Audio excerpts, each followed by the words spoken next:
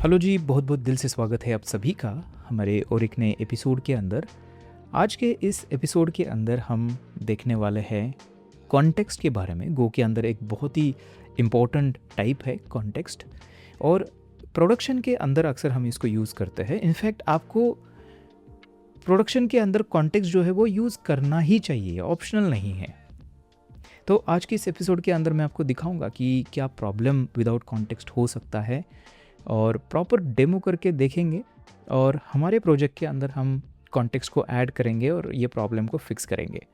सो शुरू करते हैं। इस डायग्राम को ध्यान से देखिए। यहाँ पर हमारे पास क्लाइंट है, मतलब आपका ब्राउज़र हो सकता है या फिर कोई भी क्लाइंट हो सकता है। यहाँ पे हमारा बैकएंड है, गो का जो हमारी APIs है ये यहाँ पर है, एंड हमने डेटाबेस से कनेक्ट किया है जो कि हमारा पोस्टग्रेस डेटाबेस है। अब क्या होता है कि क्लाइंट रिक्वेस्ट करता है और बैकएंड के ऊपर से हम डेटाबेस के अंदर क्वेरी करते हैं और हमें डेटा रिसीव हो जाता है, हम रिटर्न करते हैं। अब इसका जो हैप्पी पाथ है ना कि सब कुछ सही चल रहा है, डेटाबेस भी फास्ट है, बैकएंड भी फास्ट है, तो यहाँ पे प्रॉब्लम को कोई नोटिस करेगा ही नहीं, सब कुछ बढ़िया से चलता है। बट प्रॉब्लम ये है कि प्रोडक्शन के अंदर सब कुछ बढ़िया कभी चलता नहीं है। ये जो डेटाबेस है, हो सकता है कि डेटाबेस के अंदर ये जो नेटवर्क है, नेटवर्क के अंदर कुछ प्रॉब्लम है, तो आपकी क्वेरी जो है वो स्लो होना शुरू हो जाता है। या फिर डेटाबेस के अंदर बहुत ज़्यादा डेटा है, तो आप जो क्वेरी कर रहे हो वो प्रॉपर तरीके से ऑप्टिमाइज नहीं है, तो क्वेरी आपकी स्लो होना शुरू हो जाती है। सो लेट्स से कि यहाँ पर हमने रिक्वेस्ट आई और बैकएंड ने डेटाबेस को कॉल किया और उसको 10 सेकेंड लगे। इस क्वेरी को बहुत ही स्लो है, क्वेरी मतलब रिज़ल्ट आने में 10 सेकेंड लग रहे हैं। लेकिन ये जो क्लाइंट है ना, 10 सेकेंड वेट इसको नहीं करना है। ऐसे समझ लेते हैं कि 10 सेकेंड वेट इसको नहीं करना है, तो क्लाइंट क्या करेगा, 2-4 सेकेंड वेट करेगा और ये क्या करेगा, यहाँ से रिक्वेस्ट को कैंसिल करेगा। ऐसे होता है ना कि 10 सेकेंड हो सकता है कि हम इतना वेट नहीं करते हैं, क्लाइंट और दूसरे किसी पेज के ऊपर चला गया है ना 2-4 सेकेंड वेट करके, तो यहाँ पर रिक्वेस्ट एंड हो गई। लेकिन यहाँ पर क्या हो सकता है कि आपका जो 10 सेकेंड वाला जो है ना, ये यहीं पे चलती ही रहेगी क्वेरी। हालांकि यहाँ पर उसको वापस डेटा देने के लिए कोई रुका नहीं है, रिक्वेस्ट कैंसिल हो चुकी है, लेकिन काम अभी भी डेटाबेस के अंदर चल रहा है। इसको हम बोलते हैं ज़ोंबी क्वेरीज, और ये प्रोडक्शन के अंदर प्रॉब्लम बहुत बार होता है। अब इसका सॉल्यूशन क्या है? इसका सॉल्यूशन थोड़ा अगर आप सोचोगे तो बड़ा सिंपल है। हम क्या करेंगे, हम यहाँ पर जैसे ही क्लाइंट अगर रिक्वेस्ट को कैंसिल कर देता है, तो हमें बस एक चीज़ करनी है।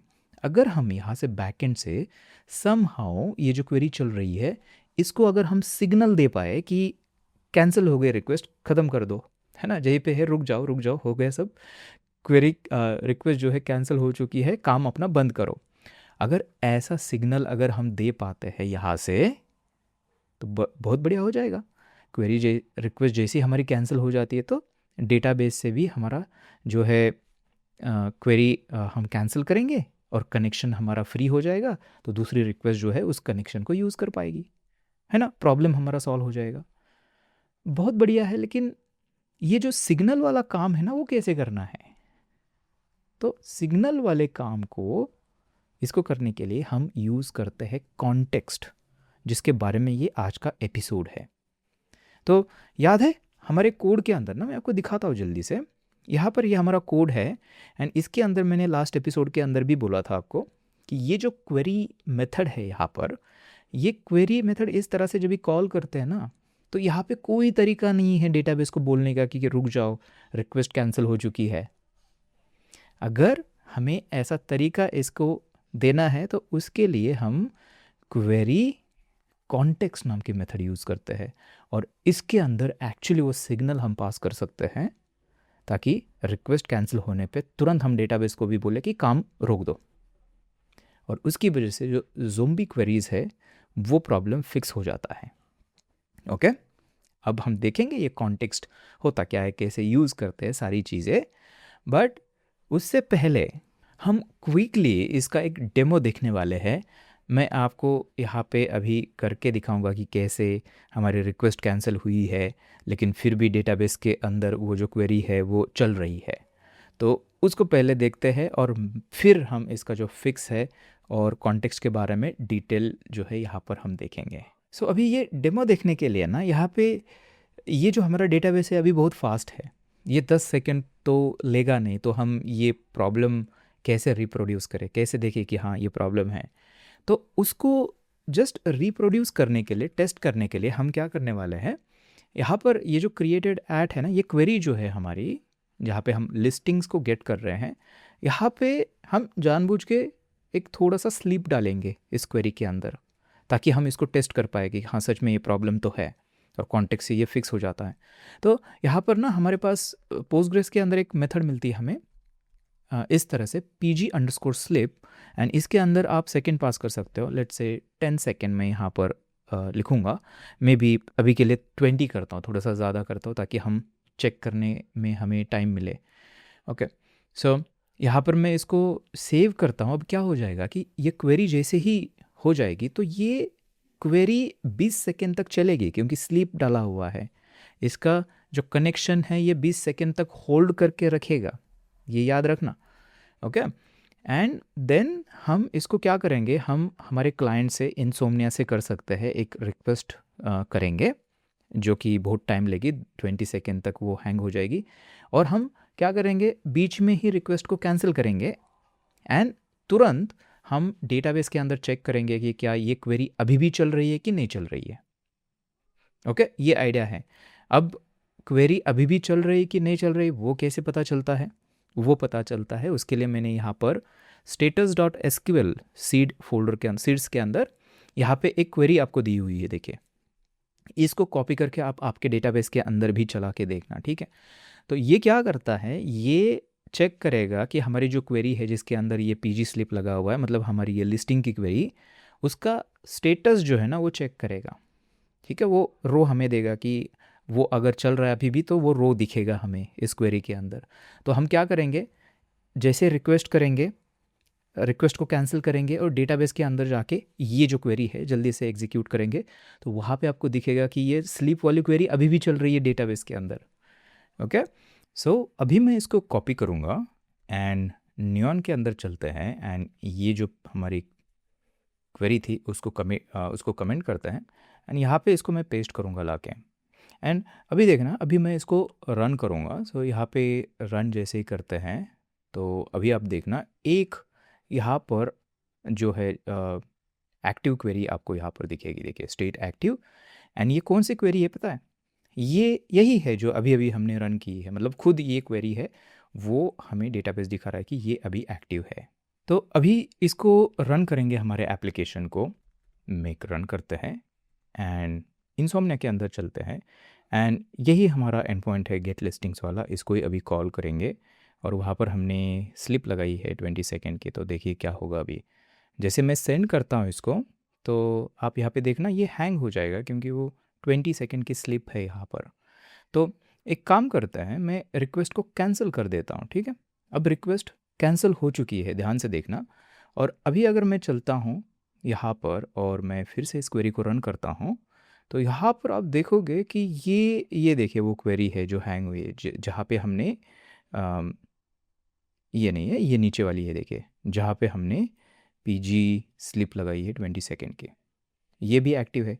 हमारी रिक्वेस्ट जो है वो कभी की हमने कैंसिल कर दी, बट ये क्वेरी अभी भी डेटाबेस के अंदर अपना काम कर रही है, रिसोर्सेज को कंज्यूम कर रही है। ये होती है ज़ोंबी क्वेरी। देखिए अगर मैं फिर से रन करूं तो अभी भी ये चल रही है अभी भी चल रही है। एंड ये ऐसा इसलिए हुआ कि इतने टाइम से क्यों चल रही है, क्योंकि हमारे डेटाबेस के अंदर 2 रिकॉर्ड्स हैं, ठीक है।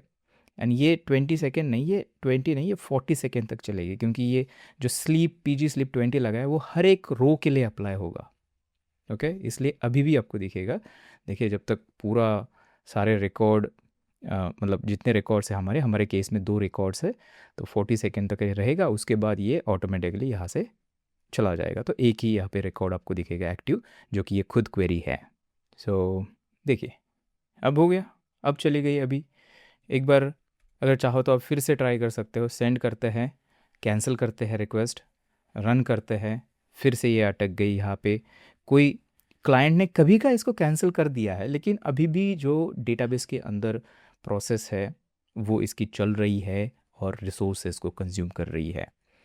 ये प्रॉब्लम है, ये ज़ोंबी क्वेरी जो है ऐसी क्रिएट हुई है। और थोड़ा सोचिए कि हमारे रियल एप्लीकेशन के अंदर ऐसी एक नहीं, ऐसे हज़ारों, अगर हज़ारों रिक्वेस्ट आ रही है तो हज़ारों ऐसी ज़ोंबी क्वेरीज हो सकती है जो कि हमारे डेटाबेस का जो परफॉर्मेंस है वो बिल्कुल डिग्रेड कर सकती है।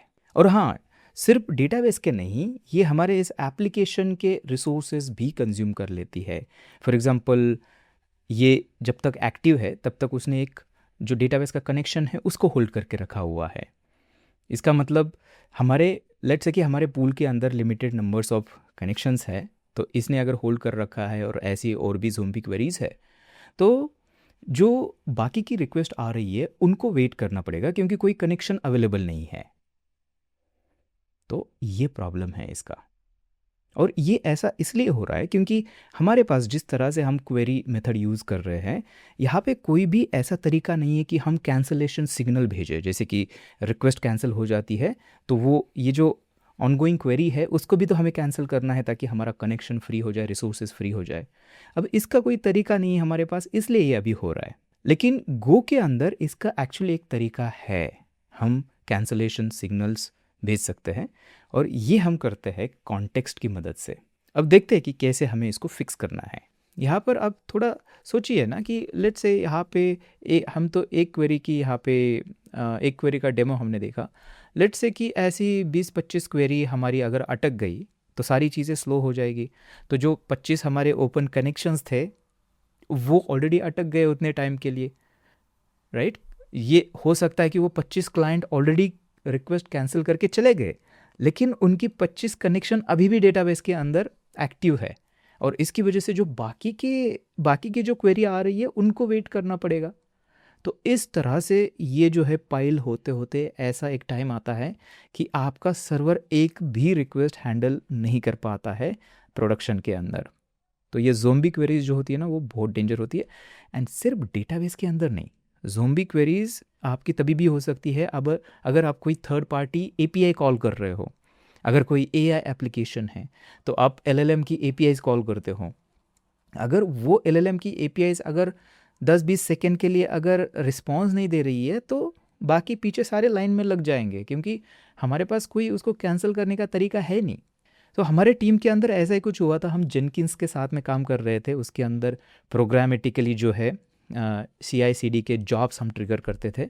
लेकिन एक बार क्या हुआ कि जेनकिंस के अंदर जो क्वेरीज जा रही थी हमारी वो रिस्पॉन्स ही नहीं दे रही थी, वो पूरा कनेक्शन अटक गया वहाँ पर।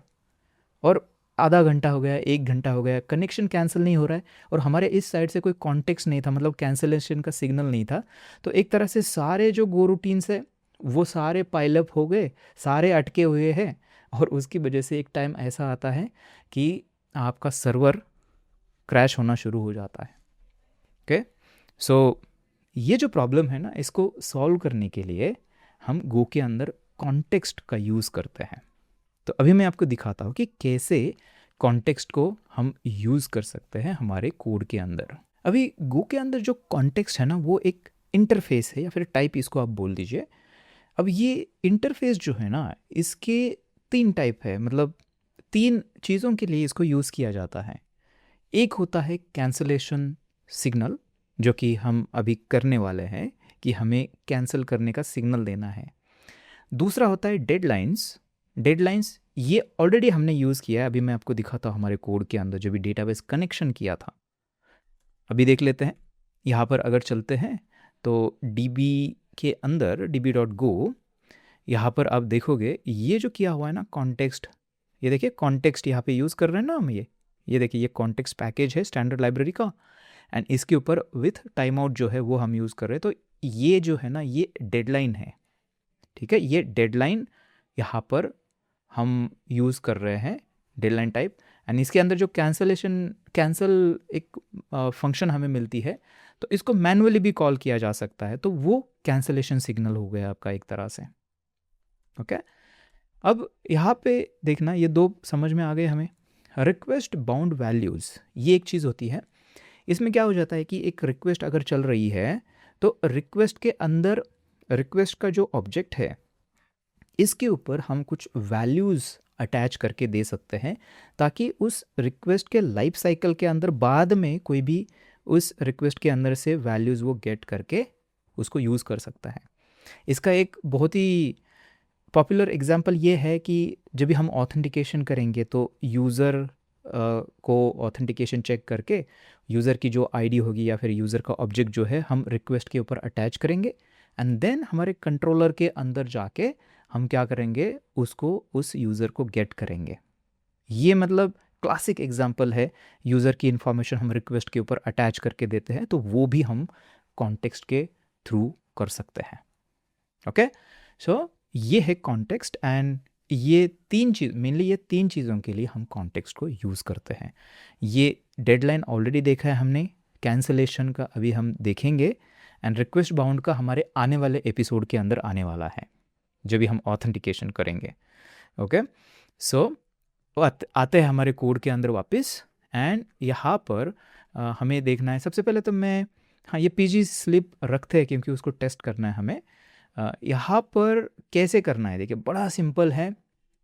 ये जो रिक्वेस्ट हमें मिलती है यहाँ पर, ये जो आर है ना, ये ऑलरेडी हमें एक रिक्वेस्ट स्कोप्ड जो कॉन्टेक्स्ट है, रिक्वेस्ट स्कोप्ड कॉन्टेक्स्ट, ठीक है, रिक्वेस्ट स्कोप्ड कॉन्टेक्स्ट, ये हमें ये रिक्वेस्ट ऑलरेडी प्रोवाइड करती है। इसका मतलब इसके अंदर जो कॉन्टेक्स्ट हमें मिलेगा वो एक्चुअली हमारा जो वेब सर्वर है ये हमारे लिए क्रिएट कर रहा है, और रिक्वेस्ट जैसे ही कैंसिल हो जाएगी तो उसके ऊपर वो कैंसिल मेथड भी कॉल करता है। इसका मतलब एक तरह से कैंसलेशन भी वो हमारे लिए करता है। यही तो हमें चाहिए था। सो कैसे करेंगे, यहाँ पे मैं करूँगा CTX, कॉन्स नहीं, ये CTX ऐसे करेंगे, एंड यहाँ पर R डॉट, इसके ऊपर आप देखना कॉन्टेक्स्ट मेथड हमारे पास है। देखिए हवर करेंगे तो आप पढ़ना है इसके ऊपर क्या है। Context returns the request context. Request context मतलब वो रिक्वेस्ट स्कोप है। To change the context use request clone. Okay, ये इसकी हमें ज़रूरत नहीं, चेंज वगैरह कुछ करना नहीं है। The return context is always non nil, it defaults to background context. Background context के बारे में भी हमने देखा है, एक एम्प्टी कॉन्टेक्स्ट होती है, तो वो इसके अंदर ऑलरेडी है। देखिए, for out going client request the context controls cancellation. Outgoing हमारे केस में डेटाबेस क्वेरी जो है एक तरह से आउटगोइंग रिक्वेस्ट ही है, तो ये हमारे लिए कैंसलेशन जो है वो हैंडल करती है। For incoming server request the context is cancelled when client connection closes. देखिए यही तो एग्जैक्टली चाहिए हमें। क्लाइंट अगर कनेक्शन क्लोज करता है तो हमें कैंसल जो सिग्नल है वो भेजना है, द रिक्वेस्ट इज कैंसल्ड, है ना, व्हेन द सर्वर। तो बेसिकली आइडिया यही है, यही हमें चाहिए। ये हमें कॉन्टेक्स्ट को पास करना है डेटाबेस क्वेरी के अंदर। डेटाबेस को हम कैसे सिग्नल पास करें उसके लिए ही यहाँ पर हमने एक मेथड देखी थी, क्वेरी कॉन्टेक्स्ट नाम के। नॉर्मल क्वेरी मेथड नहीं, क्वेरी कॉन्टेक्स्ट, जो क्या करती है, सबसे पहला पैरामीटर जो है वो रिसीव करती है एज कॉन्टेक्स्ट। तो यहाँ पर पहला पैरामीटर जो है आपका, ये कॉन्टेक्स्ट जो हमने रिक्वेस्ट से गेट किया है उसको हम यहाँ पर पास करते हैं। That's it. ये 2 लाइन लिखने से हमारा जो ज़ोंबी क्वेरी का जो प्रॉब्लम है वो फिक्स हो जाता है। करके मैं दिखाता हूँ आपको। सबसे पहले तो हमें यहाँ पर जाना है एंड फिर से रिस्टार्ट करना है सर्वर को, और अभी फिर से आते हैं यहाँ पर न्यून के अंदर एंड रन करते हैं। तो देखिए यहाँ पे ये एक ही एक्टिव क्वेरी है जो आप करंटली यहाँ पे अभी हमने रन की है। अब हम क्या करेंगे, चलते हैं इंसोम्निया के अंदर, यहाँ से रिक्वेस्ट करते हैं और रिक्वेस्ट को चलने देते हैं, ठीक है, चलने देते हैं, एंड अभी चलेंगे वापस, एंड यहाँ पे मैं फिर से ये जो क्वेरी है करूँगा। तो यहाँ पे देखना, ये आपको क्वेरी यहाँ पर दिख रही है, सही है, दिख रही है क्योंकि रिक्वेस्ट चल रही है। और अगर रिक्वेस्ट को मैं कैंसिल करूँ और यहाँ पे आके फिर से रन करूँ तो ये गायब हो जाएगी तुरंत, राइट। फिर से अगर रिक्वेस्ट करते हैं, फिर से क्वेरी करते हैं, आ जाएगी ये, देखिए। और फिर से अगर कैंसिल करते हैं, ये तुरंत यहाँ से चली जाएगी, जो कि हमारे केस में पहले नहीं जा रही थी, राइट। तो ये कैसे हुआ, ये हुआ हमारे कॉन्टेक्स्ट की वजह से। ये जो रिक्वेस्ट के ऊपर का जो कॉन्टेक्स्ट है, इसने क्या किया, जैसे ही क्लाइंट ने कनेक्शन जो है उसको क्लोज किया, इसने कैंसलेशन में सिग्नल जो है ये इसके थ्रू भेजा डेटाबेस को, और डेटाबेस ने क्या किया, मतलब डेटाबेस क्लाइंट जो हम यूज़ कर रहे हैं उसने वो क्वेरी को कैंसिल किया, कनेक्शन को वापस कनेक्शन पूल के अंदर भेज दिया। ओके, सो इस तरह से हम रिक्वेस्ट के ऊपर की जो रिक्वेस्ट स्कोप्ड कॉन्टेक्स्ट है उसको यूज़ करते हैं, एंड इस तरह से आपको हमेशा इसको पास करना है डेटाबेस को पहला पैरामीटर, एज पहला पैरामीटर। ये कन्वेंशन है यहाँ पर। अब यहाँ पे कैसे करेंगे, देखिए यहाँ पे ये चीज़ अभी नहीं चाहिए, ये हमने ऑलरेडी देख लिया, मैं इसको हटा देता हूँ, ठीक है, इसकी ज़रूरत नहीं है। डिलीट के लिए भी सेम करना है हमें।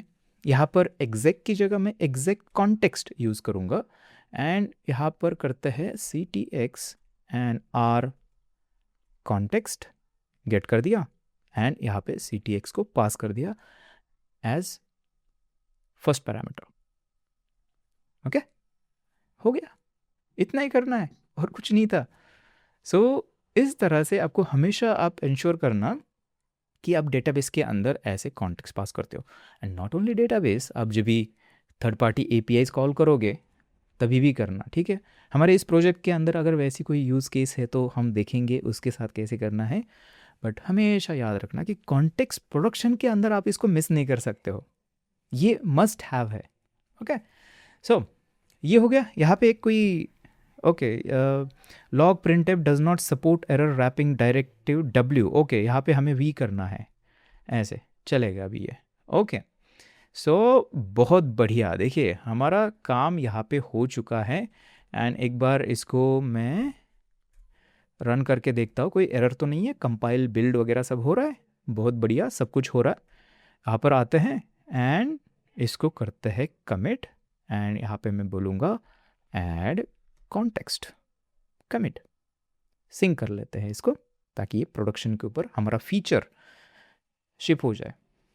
अभी अभी हमने हमारे प्रोजेक्ट को इम्प्रूव किया है, खास करके ज़ोंबी क्वेरीज से बचने के लिए कॉन्टेक्स्ट का यूज़ करके। कंग्रेचुलेशन, ये बहुत ही अच्छा एक हमारा रीफैक्टर था, हमारे प्रोजेक्ट की क्वालिटी और इसकी वजह से बढ़ चुकी है। ये जो कॉन्टेक्स्ट है इसके बारे में और भी हमारे बाकी एपिसोड्स के अंदर चीज़ें आने वाली है, तभी हम और डिटेल में देखेंगे कि खुद की कॉन्टेक्स्ट कैसे बनानी है और कैसे फिर उसको आगे पास करना है। ये सारी चीज़ें हम आगे जाके देखने वाले हैं, ठीक है। तो बिल्कुल चिंता मत करिए, इसके बारे में डिटेलिंग जो होगी हमारी इसके अंदर होगी। अब बहुत बढ़िया, ये काम हमारा हो चुका है। अभी हमारे नेक्स्ट एपिसोड के अंदर हम क्या करेंगे, आपने ये नोटिस किया होगा कि हमने जो लॉगिंग वगैरह की है ना सब जगह पर, जैसे नॉर्मल लॉग्स करना, देखिए ये लॉग प्रिंटफ, ये जस्ट हमारे टर्मिनल के अंदर लॉग्स हो रहे हैं और ये एकदम यूज़लेस है। प्रोडक्शन के अंदर हम ऐसे इस तरह से लॉग्स नहीं करते हैं। प्रोडक्शन के अंदर हमें चाहिए होते हैं स्ट्रक्चर्ड लॉग, ताकि हम उसको डिबग कर पाए, उसको सर्च कर पाए, या फिर जो दूसरी सर्विसेज होती है लॉग को डिबग करने वाली, मॉनिटर करने वाली, उसके अंदर उसको प्रॉपर तरीके से हम देख पाए, सारी चीज़ें मॉनिटर कर पाए। हमें चाहिए होता है मशीन रीडेबल फॉर्मेट, जो कि एक JSON हो सकता है, स्ट्रक्चर्ड चाहिए बेसिकली, और हमारे इस केस में बिल्कुल स्ट्रक्चर्ड नहीं है। तो इसको कैसे करना है ये हम देखेंगे हमारे नेक्स्ट एपिसोड के अंदर। तो चलिए मैं आपसे वही मिलता हूँ।